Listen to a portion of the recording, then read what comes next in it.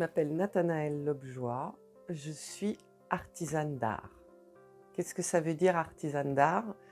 Ça veut dire que je crée des pièces, je les réalise entièrement, sans toute sous-traitance, dans mon atelier. C'est la définition des métiers d'art. Ma spécificité, c'est le travail du papier. Moi, je transforme le papier. Je ne fabrique pas mon papier. Tous mes papiers sont sourcés en Europe, donc je vais choisir des fabricants en Europe. Et je vais choisir mes papiers suivant ce que je veux créer. C'est le désir d'une sensation que je veux retranscrire, une idée initiale. Et c'est ça qui va créer la recherche de la matière. Je me suis spécialisée dans l'objet en papier, mais ça venait d'un désir d'une création. C'est-à-dire que je suis tout le temps dans la recherche. Donc ça, c'est vrai que ça peut être une démarche qui est assez artistique par rapport à un artisan qui va s'appuyer, mais sur une formation d'un savoir-faire. Et en même temps, je suis artisan parce que je me suis appuyée sur cette formation d'un savoir-faire qui était le modelage, le moulage. Ça, c'est un véritable savoir-faire d'artisan. Donc en fait, toutes mes créations sont autour de la rencontre du dessin et de la forme. Et est inspirée par la nature. Donc je crée des dessins qui sont la retranscription de mes promenades dans la nature, de jardins, de choses comme ça. À partir du dessin, vous voyez là par exemple, j'ai dessiné les feuilles. Je vais le recomposer pour créer un motif. Par exemple celui-ci, qui est le feuillage. Ce motif, après, je vais le déchirer et il ira habiller mes lampes. Donc ce dessin par exemple, je vais le déchirer et il va venir habiller une clochette.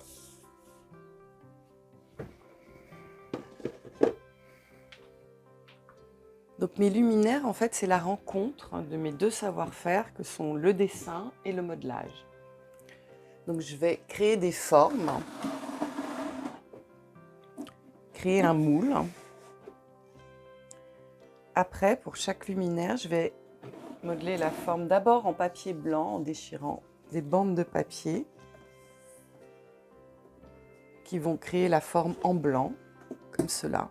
Déjà, au moment du modelage de la forme en blanc, je vais anticiper, pour tout ce qui est petite forme type clochette, la façon dont la lumière va transformer l'objet.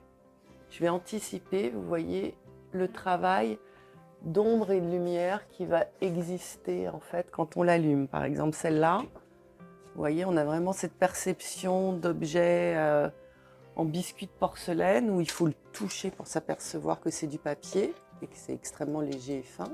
Et quand on l'allume, hop, à ce moment-là, on a le drapé d'ombre et de lumière. Pour les grandes, c'est vraiment autour du dessin. Par exemple, les appliques, c'est comme un tableau de jour, donc un bel objet, une œuvre décorative. Et quand on l'allume, elle se met à rayonner, on ne sait pas d'où vient la lumière, elle flotte et c'est dans cette idée de végétaliser le mur. Chacune des pièces est pensée pour exister aussi bien de jour que de nuit. Parce que les luminaires, on les a dans nos intérieurs tout au long de la journée, elles sont là et après elles doivent éclairer. Donc elles doivent être aussi belles de jour que de nuit et remplir leur fonction et illuminer la pièce. Une fois que la forme blanche est créée, modelée par couches successives aussi pour créer une rigidité, je vais venir déchirer le dessin dont je vous ai parlé. Vous voyez, je vais le prendre.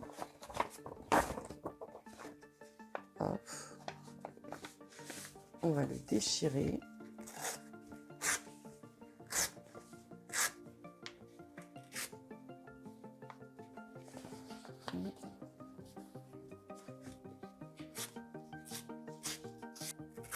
Pour libérer la fibre et de pouvoir bien modeler le dessin après sur chaque forme. Donc là, j'ai préparé déjà des dessins Et je vais donc vous montrer la recomposition du dessin. Celui-là, donc j'avais déjà créé la forme en blanc, je l'avais déjà recomposé là. Et là, je vais vous montrer en recomposant le dessin à l'intérieur, comment ça se passe. Donc là, j'ai préparé ma colle que j'ai diluée, qui est une colle à l'eau. J'utilise que des produits à l'eau. Et je vais venir recomposer le dessin.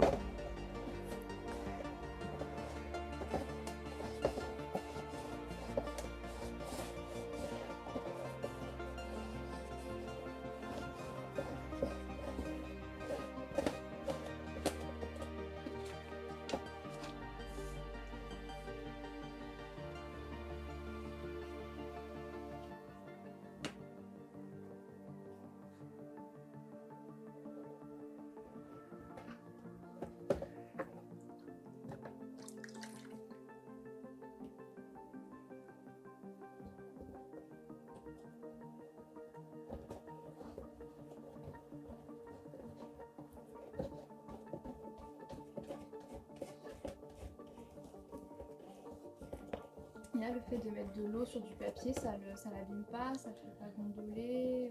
Ça fait tout ça, mais après ça, c'est la façon dont je le fais et le savoir-faire fait que je vais maîtriser, chasser les bulles, et que je vais maîtriser tout ce dont vous parlez, c'est-à-dire qu'il n'y ait pas de bulles, que ça prenne bien forme.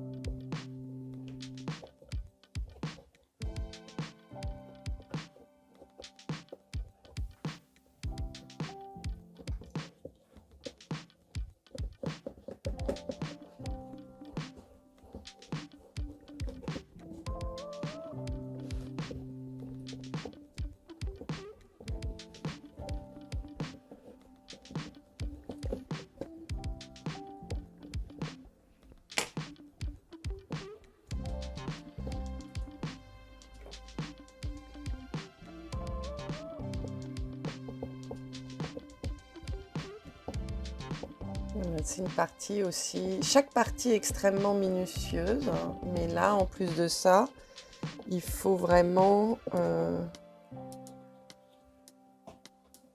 créer la continuité du dessin, un peu comme une modiste avec un tissu. Voilà. Et donc, je vais le recomposer tout autour jusqu'à ce que ça devienne comme ce que j'ai fait là. Jusqu'à aujourd'hui, les gens aussi, les professionnels, me disaient qu'ils n'avaient pas vu encore cette technique, c'est-à-dire de lier le modelage au dessin comme je le fais. Souvent, les gens créent une forme et vont redessiner dessus, mais moi, ce n'est pas le même geste de dessiner sur un objet que de dessiner à plat. Parfois, je vais créer des pièces. Vous voyez, par exemple, celle-ci. Je suis sortie du moule pour la créer.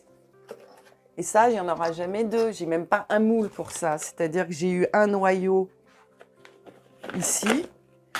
Mais après ça, je vais vraiment rentrer dans le modelage et créer autre chose. Donc ça, c'est des choses aussi que je fais et que je propose lors de mes expositions. J'en avais une autre plus grande, mais je ne l'ai plus, je l'ai vendue. Ça, c'est des pièces que je fais de temps en temps pour des expositions qui sortent du moule. J'ai un noyau, mais après, je travaille vraiment là comme une modeleuse, c'est-à-dire que je vais laisser sécher, revenir après, refaire monter une forme. Parce qu'en parallèle, c'est ça, je ne vous ai pas parlé de mes luminaires, j'avais des chutes, beaucoup de chutes de dessin, et je me disais, c'est dommage de les jeter. Et comme les publics me renvoyaient cette perception et que c'était quelque chose que j'avais cherché à développer, d'aspect de porcelaine, j'ai décidé, avec mes chutes, de créer des petites coupelles, en fait. Donc, que je vais modeler d'abord comme les luminaires en blanc, avec mes chutes de papier.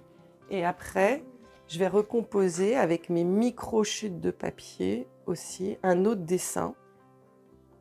Et là, je vais utiliser un vernis brillant pour jouer encore plus sur cette perception de porcelaine. Je travaille le papier depuis 5 ans maintenant.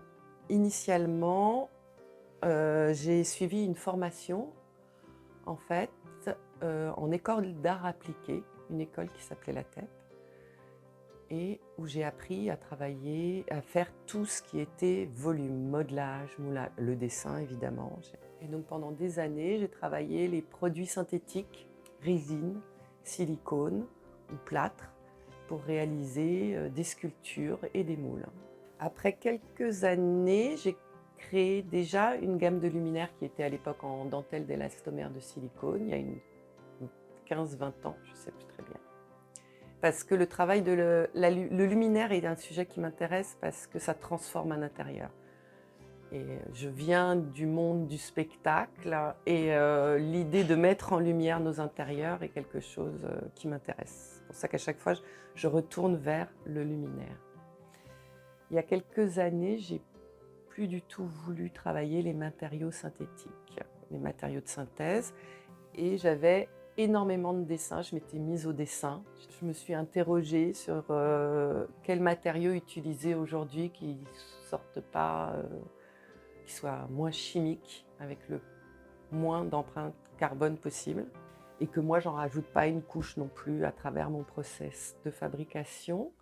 Et j'ai voulu lier là, cette réflexion, plus l'envie de lier mes dessins dans un même geste à mon savoir-faire de modeleuse, mouleuse, fait que je me suis tournée vers le papier.